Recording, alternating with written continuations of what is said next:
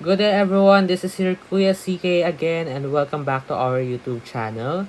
So before tayo mag-start with another topic, let me encourage you first to kindly click the subscribe button and also click the like button later on kapag nagustuhan niyo yung video na to. So huwag na tayo magpatumpik-tumpik pa, let's start this video. So yung topic natin for today is related again to merchandising business, no? And that topic is about control accounts and subsidiary ledgers. So before tayo pumunta dyan, no, I just want to reiterate or to highlight the idea na sa isang business, no, hindi lang siya kaunti lang yung transactions na nangyayari for a certain period of time. Kasi 'di ba, in reality, yung daily operations ng isang business, maraming nangyayari, maraming transactions na nagaganap, no? So, mahirap for an accountant, no, na mag-record ng mga transactions sa isang book lang. Like for example, kung gagamit lang tayo ng general ledger, mahirap yon na i-monitor or i-summarize, no, para ma-post sa mga ledgers. So, ang ginagawa natin is we have to be efficient, no, in recording our transaction. Hence, the creation of control accounts and subsidiary ledgers. Okay, so let's dive deeper on the idea of these uh, words, no, or terminologies. So, pag sinabi natin control account, it is used to reflect the total balance of subsidiary accounts recorded in the general ledger. So, example ay accounts receivable. Okay, so dun muna tayo, no.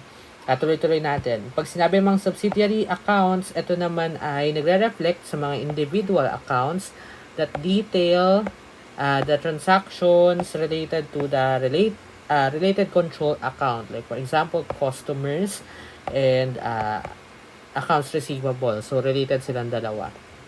Okay. Ganito yung idea niya, no? Si control account kasi, siya yung total. Okay? Yung total, dito nagre-reflect yung total amount ng isang account title. Like, for example nga is accounts receivable. And then, alam naman natin na may mga customers tayo na multiple. Kaya, hindi lang naman nag-iisa yung customer natin kung meron tayong business. So, there are a lot, no? So, para mas madali na, for example, kasi may mga pagkakataon na nagtatanong si customer kung magkano na lang ba yung balance niya sa atin, no? So, para mas madali nating ma-monitor kung magkano na lang ba yung balance ng isang customer is nagkakaroon tayo ng subsidiary accounts. Okay? So, yun nga yung individual accounts, no, kung saan nakadetalye doon yung mga transactions na nangyari na related to their accounts or account, for example, accounts receivable related to them or to a certain individual customer, di ba?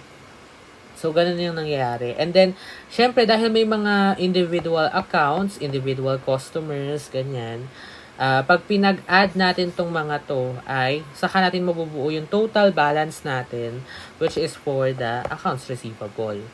Okay? So, parang itong control account, this is for the general idea, and then itong subsidiary are for the specific. Okay? So, that's the idea about that, no? Tapos, sabi din dito, si subsidiary accounts din can be arranged either by customer or supplier code or the name of the customer or supplier. Okay?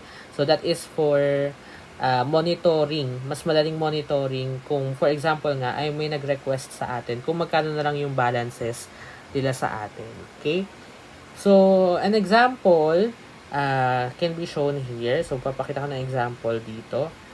Yan. So, this is an example of the flow no, ng control account and ng subsidiary ledger.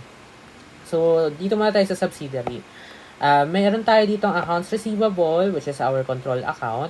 And then, meron tayong T accounts for specific customers.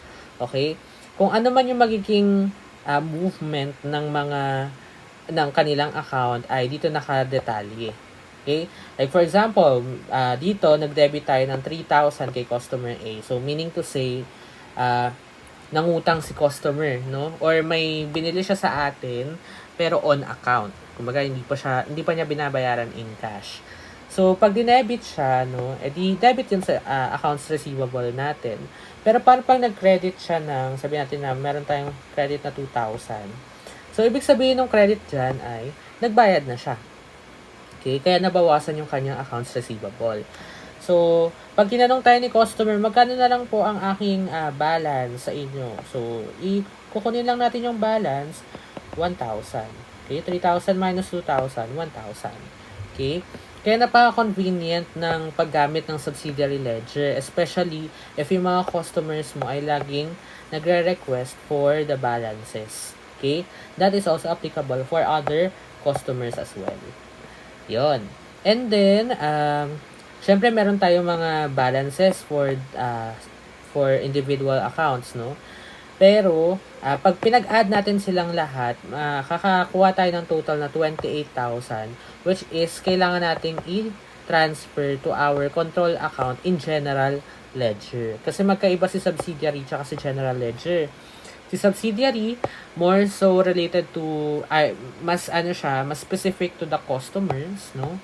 Or kung ano naman, kung tayo yung may utang, sa suppliers naman, no? Pero, ang example muna natin ay accounts receivable. Okay. Sa general ledger, yung accounts receivable natin, instead na isa-isa pa yan, ang daming mga entries na nakalagay, ang nakalagay na lang dito ay yung balance na lang, okay, for a certain period of time. Okay? So, this is our general ledger, control account, accounts receivable. Tapos, syempre, meron na tayong control account dyan. Kumbaga, hindi na mahirap sa atin i-monitor agad pag tinignan lang natin sa general ledger kung magkano yung balance ng accounts receivable natin. Okay? So, by that, no, mas madali tayo makapag-transfer to our trial balance. So, ito na agad yung balance natin for accounts receivable. Okay? So, that's how we do our trial balance, our subsidiary ledger, our general ledger, and trial balance related to accounts receivable. Okay? So, yan. That's the control accounts and subsidiary ledgers. Now, let's